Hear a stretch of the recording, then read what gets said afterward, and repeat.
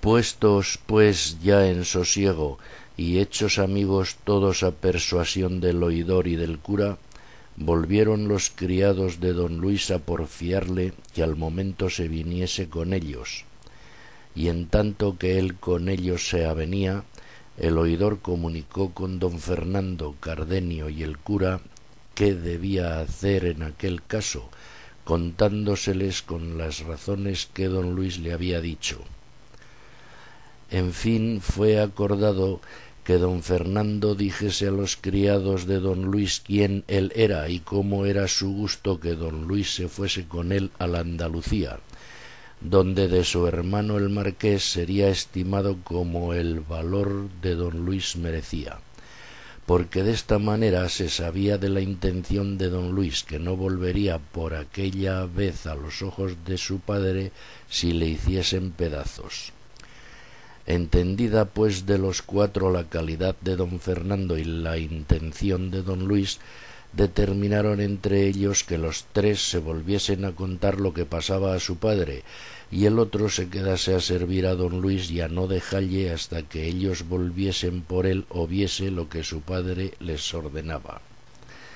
De esta manera se apaciguó aquella máquina de pendencias por la autoridad de Agramante y prudencia del rey sobrino, pero viéndose el enemigo de la concordia y el émulo de la paz menospreciado y burlado, y el poco fruto que había granjeado de haberlos puesto a todos en tan confuso laberinto, acordó de probar otra vez la mano, resucitando nuevas pendencias y desasosiegos. Es, pues, el caso que los cuadrilleros se sosegaron por haber entreoído la calidad de los que con ellos se habían combatido y se retiraron de la pendencia, por parecerles que de cualquiera manera que sucediese habían de llevar lo peor de la batalla. Pero uno de ellos, que fue el que fue molido y pateado por don Fernando, le vino a la memoria que entre algunos mandamientos que traía para prender a algunos delincuentes, traía uno contra don Quijote, a quien la Santa Hermandad había mandado prender por la libertad que dio a los galeotes, y como Sancho con mucha razón había temido. Imaginando pues esto, quiso certificarse si las señas que de don Quijote traía venían bien, y sacando del seno un pergamino topó con el que buscaba, y poniéndosele a leer de espacio porque no era buen lector,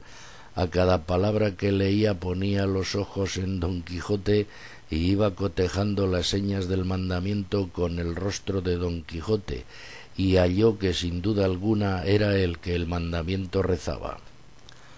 Y apenas se hubo certificado cuando, recogiendo su pergamino, con la mano izquierda tomó el mandamiento y con la derecha asió a don Quijote del cuello fuertemente, que no le dejaba alentar, y a grandes voces decía: «Favor a la Santa Hermandad, y para que se vea que lo pido de veras, léase este mandamiento donde se contiene que se prenda a este salteador de caminos». Tomó el mandamiento el cura y vio cómo era verdad cuanto el cuadrillero decía y cómo convenían las señas con don Quijote, el cual, viéndose tratar mal de aquel villano malandrín, puesta la cólera en su punto y crujiéndole los huesos de su cuerpo, como mejor pudo él, asió al cuadrillero con entrambas manos de la garganta, que a no ser socorrido de sus compañeros allí dejara la vida antes que don Quijote la presa. El ventero, que por fuerza había de favorecer a los de su oficio, acudió luego a dalle favor. La ventera, que vio de nuevo a su marido en pendencias, de nuevo alzó la voz, cuyo tenor le llevaron luego Maritornes y su hija, pidiendo favor al cielo y a los que allí estaban. Sancho dijo, viendo lo que pasaba: «Vive el Señor que es verdad cuanto mi amo dice de los encantos de este castillo, pues no es posible vivir una hora con quietud en él».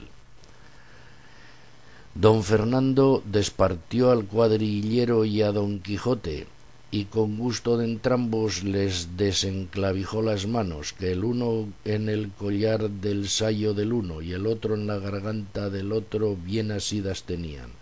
Pero no por esto cesaban los cuadrilleros de pedir su preso y que les ayudasen a dársele atado y entregado a toda su voluntad, porque así convenía al servicio del rey y de la Santa Hermandad, de cuya parte de nuevo les pedían socorro y favor para hacer aquella prisión de aquel robador y salteador de sendas y de carreras.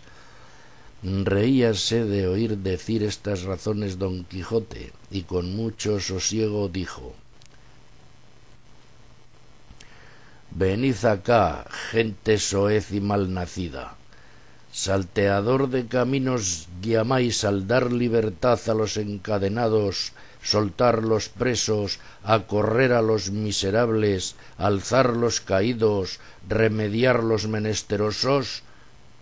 Ah, gente infame, digna por vuestro bajo y vil entendimiento, que el cielo no os comunique el valor que se encierra en la caballería andante,